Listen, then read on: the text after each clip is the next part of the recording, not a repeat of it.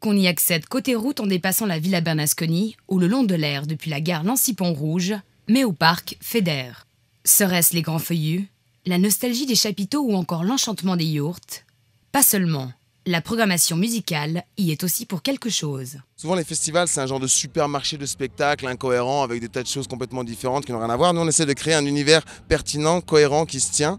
Donc on doit trouver des artistes qui jouent le jeu de la scénographie, de la mise en scène, de l'univers qui est présenté, qui est défendu. On a une exposition en fait d'art contemporain, un vernissage de Vince Luce.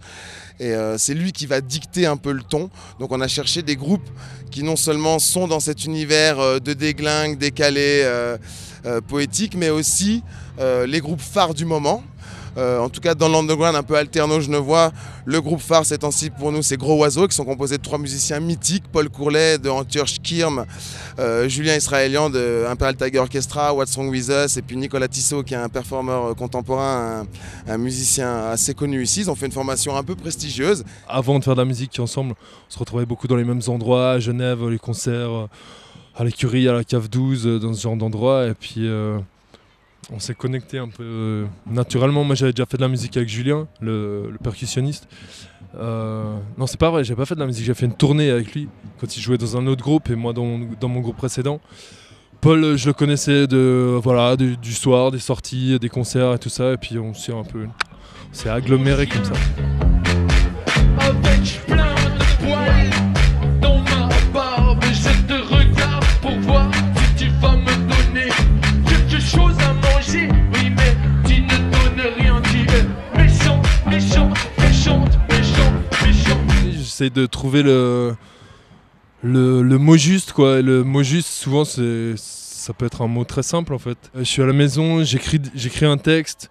Ensuite, il y a un rythme qui va avec le texte, que je bidouille moi-même vite fait sur une boîte à rythme comme ça. Ensuite, j'arrive avec ça, on répète, puis à partir de là, il peut se passer tout et n'importe quoi. Avec pour tête d'affiche Thomas Ferson et le solaire rocker touareg Bombino, la soirée du samedi a éclos avec une formation locale qui jouait son avant-première, Cyril. Et tandis que l'on aime se voir, on se fait croire vaut mieux que le ressac de l'humanité tout entière. Ne plus croire en rien et s'en aller leur beauté, les enfants sont devenus des îlots quelque part. Moi dans ma Marosine je faisais principalement de l'accordéon. Et malgré toute l'inventivité, les nouvelles pistes que proposait Cyril, c'est vrai que j'avais l'impression que je voulais passer à autre chose. Et par hasard, j'ai croisé un pote en sortant d'une répète, des tout débuts, qui avait un banjo sur le dos. Puis je lui ai dit, prête-moi ton banjo, je vais essayer la prochaine fois qu'on se voit avec Cyril. Et du coup, c'est devenu l'instrument principal, en tout cas pour l'instant.